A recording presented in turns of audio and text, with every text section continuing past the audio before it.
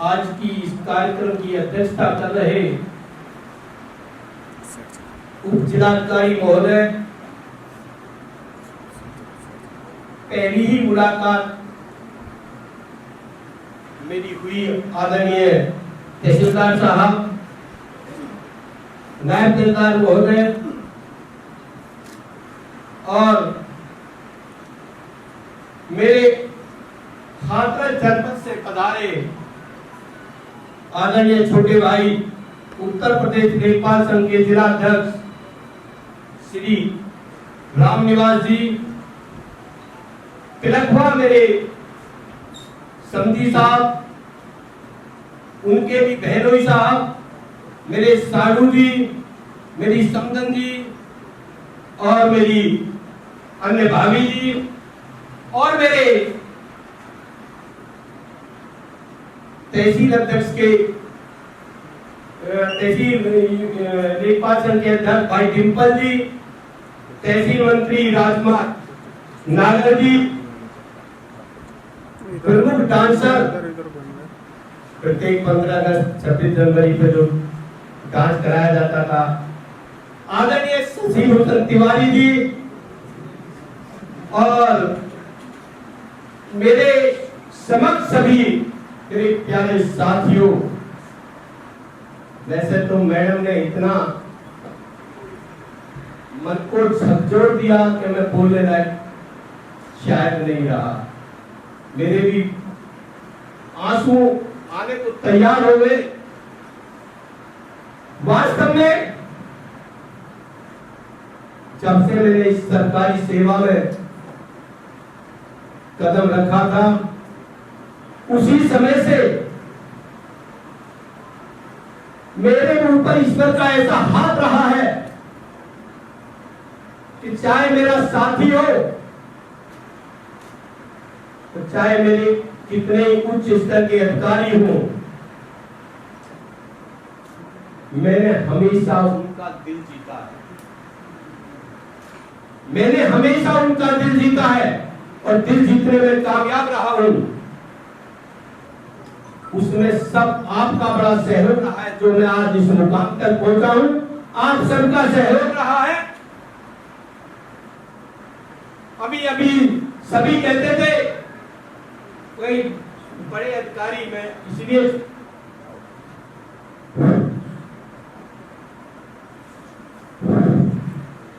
कि भाई बड़े अधिकारी छोटे कर्मचारी की कोई सेवा नहीं करते हैं। मैं इसको बिल्कुल नहीं मानता। अगर मेरे में कामयाबी होगी, हम में कामयाबी होगी, हम में कोई क्वालिटी होगी, तो बड़े बड़े अधिकारी भी हम छोटों की खूब सेवा करते। अधिकारियों के आदेश का पालन करता रहा हूं। चाहे मुझे एक एक बार में कभी कभी समय आता था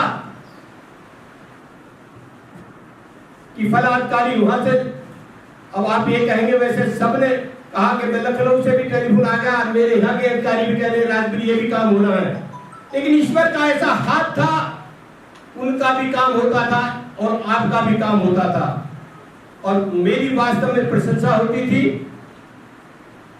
तो सबके आशीर्वाद से मैं यहां तक इस मुकाम तक पहुंचा हूं और विशेषकर मेरी धर्मपत्नी का भी इसमें बहुत बड़ा सहयोग रहा है। कारण तब मैं अगर 7 बजे भी जाता था तो कभी पत्नी ने ये नहीं कहा कि मैं आज खाना नहीं बनाऊंगी या खाना नहीं खिलाऊंगी। हमेशा मुझे 7 बजे जाता था, अगर रात को 11 बजे भी लौटता था तो गर्म रोटी मिलती थी और कपड़े वपड़े सब मुझे तैयार मिलते थे। मुझे कभी घर से कोई जरूरत नहीं रहती थी। तो मेरे इस मुकाम को पहुंचाने तक मेरी पत्नी का भी बहुत सहयोग रहा है और हमेशा आपका प्यार, क्योंकि जितने कार्यक्रम तब भी होते थे सबसे ज्यादा आप मुझे ही देखते थे।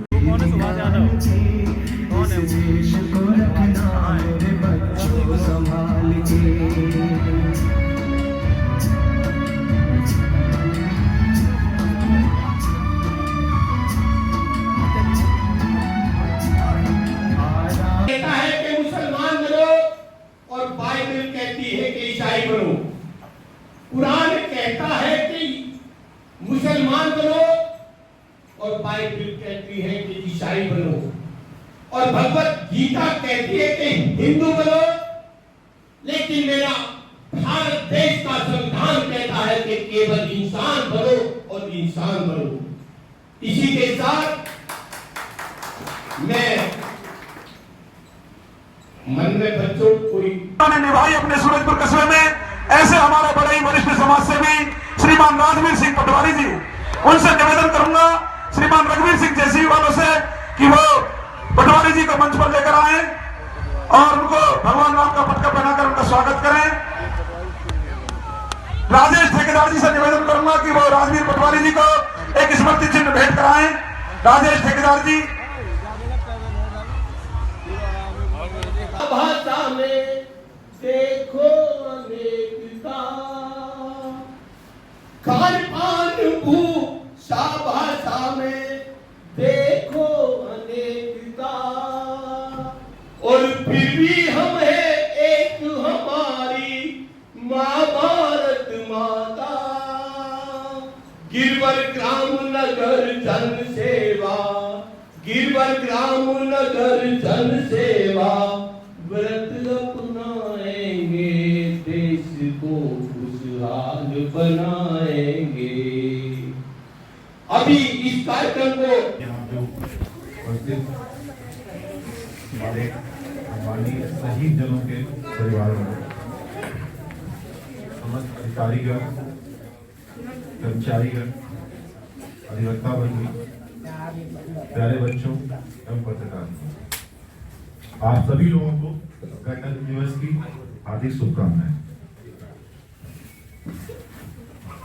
गणतंत्र दिवस 26 जनवरी या 15 अगस्त, 2 अक्टूबर, ये जो हमारे राष्ट्रीय पर्व हैं, इनको मनाने के लिए हर बार हम एकत्रित होते हैं, अपने इन शहीदों को याद करते हैं जिनके चलते आज हम इस स्थिति में हैं, जिन्होंने हमें आज़ादी दिलाई और जिन्होंने इस आज़ादी के बाद 26 जनवरी जो आज हम गणतंत्र दिवस के रूप में मनाते हैं, एक भारत के संविधान को दिया और 1950 में यह संविधान लागू किया गया। इन सभी लोगों को हमारा कोटि कोटि नमन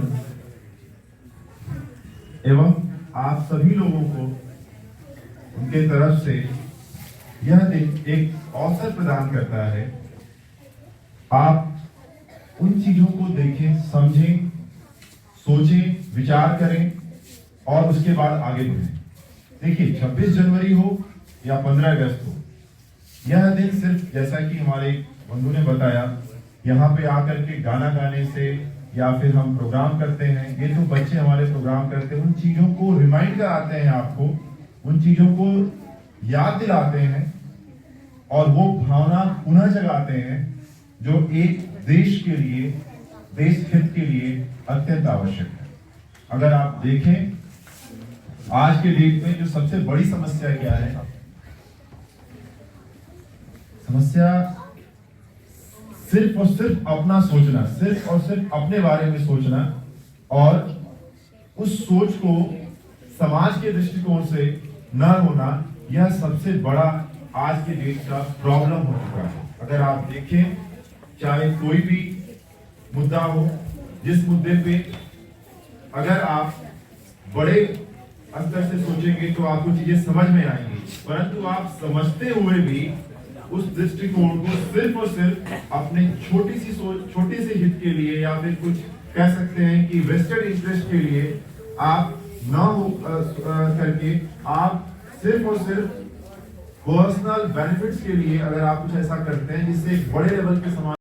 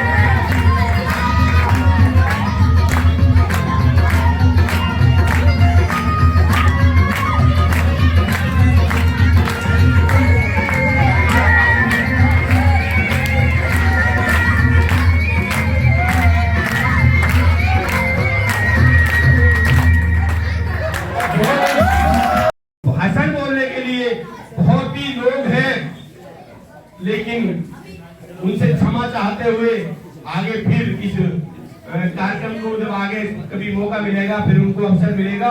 और एक बार तो मैं कई बार से अनुरोध करता था कि भाई तिवारी जी, कुछ इस तरह का आयोजन होना चाहिए जो ऐसा लगे कि गणतंत्र दिवस या स्वतंत्रता दिवस हम मना रहे हैं, भव्य प्रकार का आयोजन होना चाहिए। वो आज तिवारी जी के अथक प्रयास से साक्षात हुआ है। इसके लिए जोरदार तालियों के साथ स्वागत करिए। भारत माता की, भारत माता की, देश के शहीदों की, देश के शहीदों की। छोटी सी घटना के बाद मैं अपने उप जिलाधिकारी महोदय जी को आमंत्रित करूंगा और 13 अप्रैल सन 1919 हिंदुस्तान के कोने कोने में जलियांवाला बाग का कांड सुना होगा। 13 अप्रैल 1919 हिंदुस्तान के कोने कोने में बैसाखी का त्योहार बड़े धूमधाम और हर्षोल्लास के साथ मनाया जा रहा था। तभी कुछ अपने निहत्थे हिंदुस्तानियों के मन में एक जिज्ञासा पैदा हुई कि हमको आजाद होना है, किस तरह आजादी प्राप्त की जाए, इसके बारे में कुछ विचार विमर्श करने के लिए अमृतसर में जलियांवाला बाग एक स्थान है जहां पर उन्होंने एक बैठक का आयोजन किया।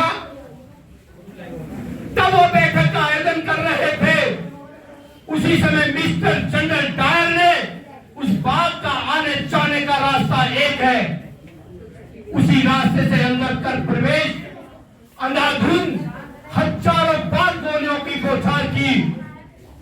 सैकड़ों लोग हमारे उसमें लहूलुहान होकर हमेशा हमेशा के लिए हमसे जुदा हो गए। इतना ही नहीं, जब उनको कहीं बेचारे हिंदुस्तानियों को बचने के लिए कोई स्थान नहीं था, तो एक पास में कुआं है, उस कुएं में कूदकर जान बचाने की जब उन्होंने सोचा, तो मेरे ख्याल से 124 लोग उसमें भी हमसे हमेशा हमेशा के लिए जुदा हो गए। इसी कहानी को इसी बीच में एक उधम सिंह नामक व्यक्ति देख रहा था। उसने प्रतिज्ञा की कि हे घोड़े शासकों, भाषण बोलने के लिए बहुत ही लोग हैं, लेकिन उनसे क्षमा चाहते हुए आगे फिर इस कार्यक्रम को जब आगे कभी मौका मिलेगा, फिर उनको अवसर मिलेगा। और एक बार तो मैं कई बार से अनुरोध करता था कि भाई तिवारी जी, कुछ इस तरह का आयोजन होना चाहिए जो ऐसा लगे कि गणतंत्र दिवस या स्वतंत्रता दिवस हम मना रहे हैं, भव्य प्रकार का आयोजन होना चाहिए। वो आज तिवारी जी के अथक प्रयास से साक्षात हुआ है। इसके लिए जोरदार तालियों के साथ स्वागत करिए। भारत माता की, भारत माता की, देश के शहीदों की, देश के शहीदों की। छोटी सी घटना के बाद मैं अपने उप जिलाधिकारी महोदय जी को आमंत्रित करूंगा और 13 अप्रैल सन 1919 हिंदुस्तान के कोने कोने में जलियांवाला बाग का कांड सुना होगा। 13 अप्रैल 1919 हिंदुस्तान के कोने कोने में बैसाखी का त्योहार बड़े धूमधाम और हर्षोल्लास के साथ मनाया जा रहा था। तभी कुछ अपने निहत्थे हिंदुस्तानियों के मन में एक जिज्ञासा पैदा हुई कि हमको आजाद होना है, किस तरह आजादी प्राप्त की जाए, इसके बारे में कुछ विचार विमर्श करने के लिए अमृतसर में जलियांवाला बाग एक स्थान है जहां पर उन्होंने एक बैठक का आयोजन किया। तब वो बैठक का आयोजन कर रहे थे, उसी समय मिस्टर जनरल डायर ने उस बाग का आने जाने का रास्ता एक है, उसी रास्ते से अंदर कर प्रवेश, अंधाधुंध हजारों बार गोलियों की बौछार की। सैकड़ों लोग हमारे उसमें लहूलुहान होकर हमेशा हमेशा के लिए हमसे जुदा हो गए। इतना ही नहीं, जब उनको कहीं बेचारे हिंदुस्तानियों को बचने के लिए कोई स्थान नहीं था, तो एक पास में कुआं है, उस कुएं में कूदकर जान बचाने की जब उन्होंने सोचा, तो मेरे ख्याल से 124 लोग उसमें भी हमसे हमेशा हमेशा के लिए जुदा हो गए। इसी कहानी को इसी बीच में एक उधम सिंह नामक व्यक्ति देख रहा था। उसने प्रतिज्ञा की कि हे घोड़े शासको, इसका जवाब ईंट का जवाब पत्थर की तरह मैं बदला लेकर रहूंगा। उसमें लंदन